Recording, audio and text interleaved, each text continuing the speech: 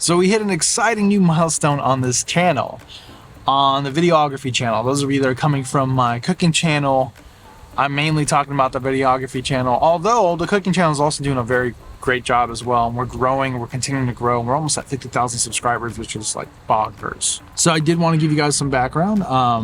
You know, I have 2 YouTube channels. I started with the cooking channel, decided to do a videography focused channel because I like videography, I like cameras, camera reviews, and I like shooting things. And then, you know, we recently this year officially launched our production company, which is now doing commercials, client interviews, corporate interviews, product videos for brands and local businesses here in Los Angeles, which I'm really excited about. And we're growing that slowly. I've always had this company. I actually officially started it like 2 years ago. But this year we really started taking off and accepting more projects. So that's been fun. The new channel, this channel, recently hit 1,000 subscribers. So I really wanted to take some time to thank all of you, all my friends, family, supporters, fans, all of you out there that watch our videos every week, and wanted to take some time to allow you guys to send me in some questions, get to know me a little bit more, answer some of your questions. Doesn't matter if it's in regards to YouTube, business, videography, gear, cooking channel related, whatever it is that you guys feel like you want to ask me. I'll try my best to answer them. And then I wanted to address some like YouTube myths. I think there's a lot of misconceptions around like having a YouTube channel and what goes into making videos and brand sponsorships and things like that. So let's dive in.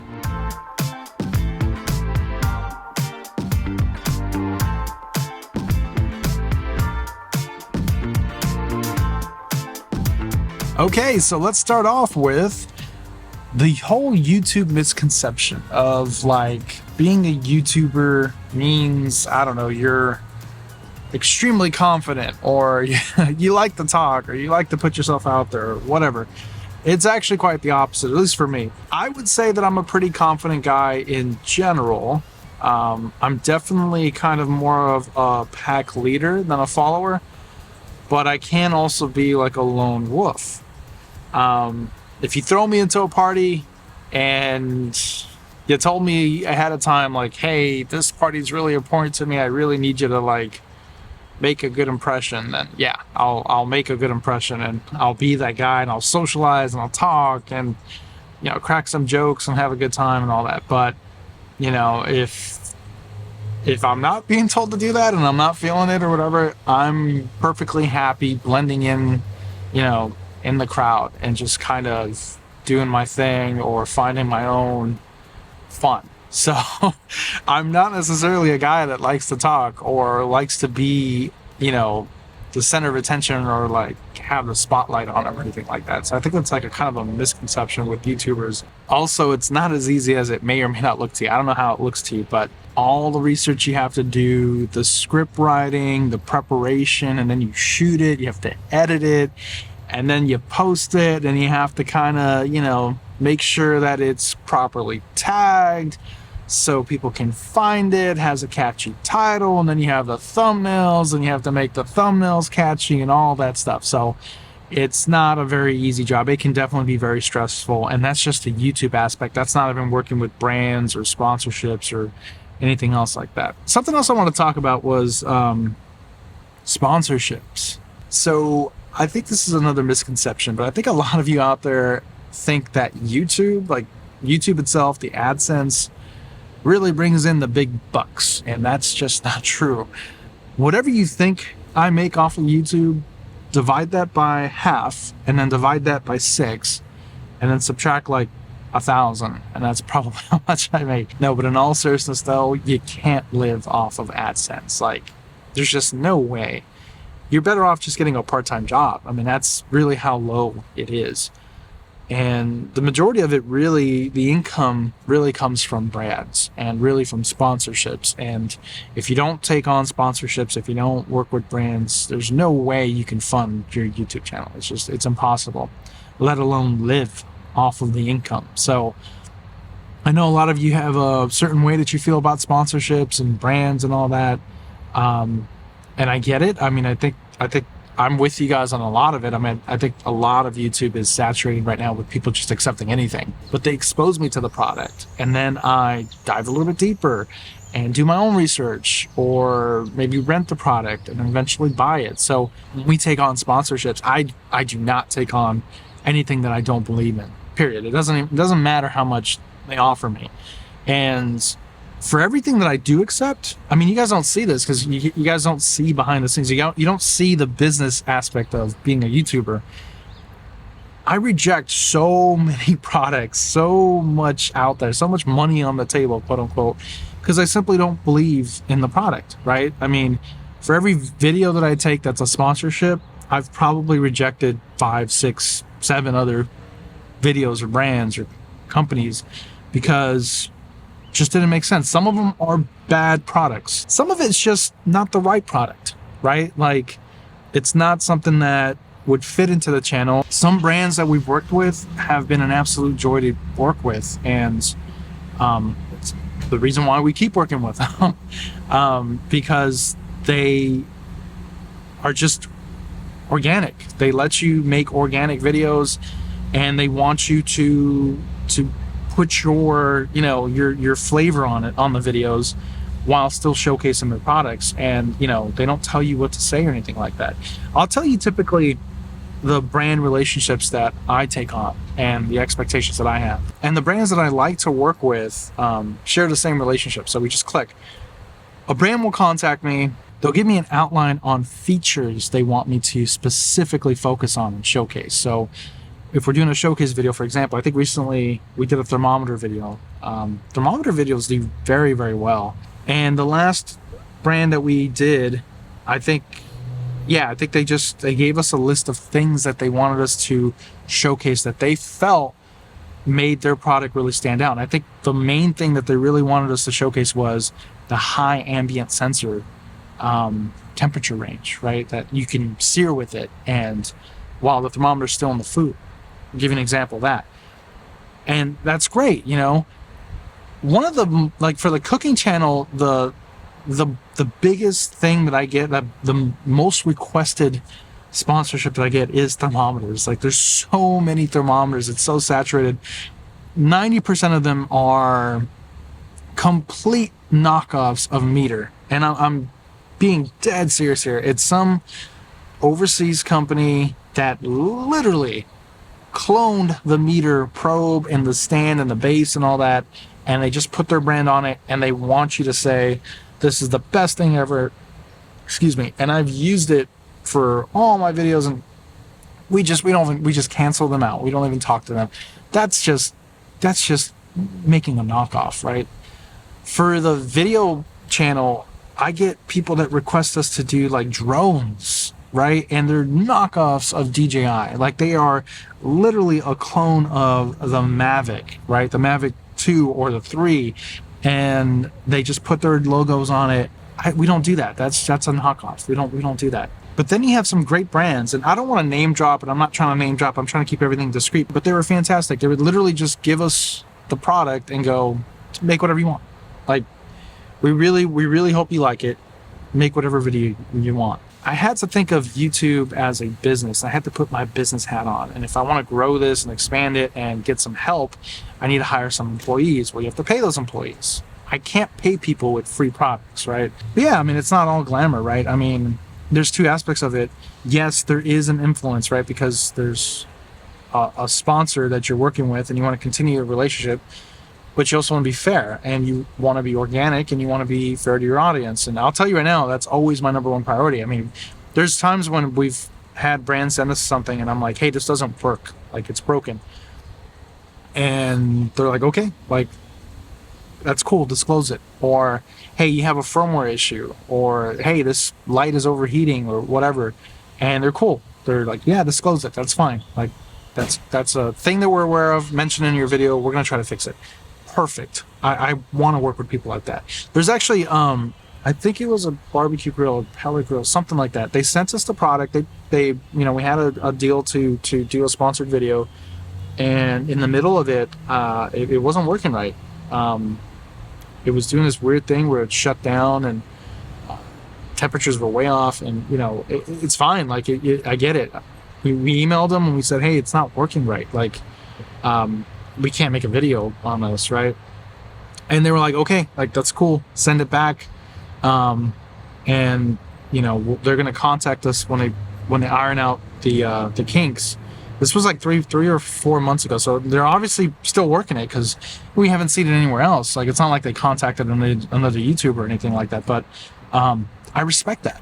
I respect that they understood that their product, for whatever reason, isn't ready yet, and they asked us to send it back. I mean, there was no like, oh, just make it up, or no, they just, hey, we get it, send it back to us, we're going to contact you when we're ready. It's like, I don't get it. Like there's this misconception of like brands are all trying to lie, or YouTubers will accept anything, and it's not the case. Like, yeah, there's some really bad brands out there, but you just avoid them, right? You don't work with them. But the good ones are very organic, and they truly want it to be like a partnership. They want to work with you, you want to work with them, and they understand that you have an audience, and that's important to you, right? So that's just how it is. But yeah, that's all I have to say, I guess, about brands. But I know it's like a hot topic. So I did ask you guys to send me some questions on social media and YouTube and all that. You can ask me anything that you want. I took some of the most popular questions,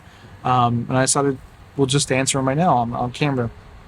So let me get to it. So the first question is, and I guess this person knows me personally, but says, hey Tom, I know you personally, and I'm just wondering, how do you have the time to manage 2 channels and be a dad, be a husband, and everything else you do in your private life? Good stuff, man. Keep up the good work. So I don't know how I do it. I've always had this personality where I gotta keep doing something. I gotta keep moving. I can't be stationary. I can't relax. I feel like I always have to have a deadline, or I gotta feel productive. So I don't know how I do it. I'm gonna keep doing it for as long as I can until I burn out, I guess, or something, but which is kind of unhealthy. Hope that answers your question. This next one is, I would like to know, what's the origin story of the Chevelle? I don't know if you guys know or not. I'm sure you guys have seen it featured. I have a 1970 Chevelle. The origin story, I got a cousin that really good with classic cars. He's always finding great classic cars and restoring them, and that's like his thing. That's his business. Long story short, I reached out to him when I was a lot younger. It's been like 15 years now. And I told him, I was like, hey, I'm wondering if you can get me a 68 to 70 Charger. And he just laughed in my face. Okay. How about a 69 Goat? He's like, maybe. How about a 70 Chevelle? Maybe. I'm like, okay, well, whatever you come up, with first. And I think like 3 months later, he got back to me and was like, hey, I got a 70 Chevelle. You want it? And I'm like, yeah. That car was like, it was on its way to the junkyard. It was salvaged. It was not operational, and we completely restored it. It's one of my biggest accomplishments. I like to work with my hands, so it was a lot of fun. Then we got a Charger, and I was in the process of restoring a 68 Dodge Charger, but I had to sell it. It was one of the worst decisions I made, but we're gonna get that again. So my daughter has already claimed the Chevelle as hers. My son has already made a pact with me to find him a car, so I got to get him a car. I think a Charger is going to be his car. And then I'm going to get myself, I'm a Viper guy too. I'm going to get myself like a 99, 2000, 2001 Dodge Viper GTS, and I'll be happy. Next question. What do you love most about YouTube? This was a popular question. I got a lot. I just like making videos. It's a very genuine thing. I genuinely like making videos, and I like sharing my knowledge. I like teaching people how to cook. I like teaching people how to set up their lighting for their videos, or how to shoot videos, or even right now, like sharing, YouTube success tips, whatever you want to call it. I really like all that stuff. So it's just something that I like genuinely look forward to, right? Like I'm planning a video right now, and it's a lot of fun. And then we have this weekend a corporate interview, and then next weekend we're shooting a music video. So it's just I like all aspects of videography. Next question. This was also a popular question. What do you hate most about YouTube? You know, YouTube is actually pretty toxic. It can be pretty toxic. And I've heard a lot of people say this, like there's certain folks that have made it big in like Instagram or TikTok or whatever, and then they try to transition to YouTube. YouTube's very hard to get into, and I agree with that. And then they find it extremely toxic. There's some people that just troll you. There's just some people are extremely negative, and you can tell they just want to pick fights and troll you. And in the beginning, I could not distinguish it. Some of them are just offensive comments, and yeah, but some of them, I didn't know if they're actually trolling or they actually needed help, or if it was something else. And yeah, most of the time it ends up being just people trolling you. So I would say that like you have to have thick skin, and you have to just kind of let things go. Keep in mind that you're making something that's free to the world, right? And why you're making it, and you're putting a lot of time and energy in it, so it can be a little destructive when somebody tries to tear you down. But you just got to keep in mind why you're doing it and that you like doing it. And then you get those comments where people are like, you really helped me, this was a great video, I was able to fix my issue, and that makes it all worth it.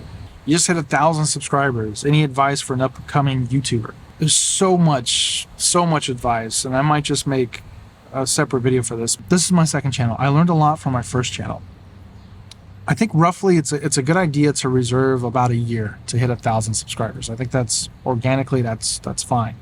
Some people take them a lot longer, some people take them a lot shorter, but be consistent with your content. Try to keep to a schedule and try to push yourself creatively. If I think once you stop being creative and you're just organically pumping out the same thing over and over again, you know, you're not going to last, right? So that's one thing. The other thing is 1,000 is a great thing, right? But it's so small in the grander scheme of things, right? I personally feel like you've officially made it when you hit 100,000.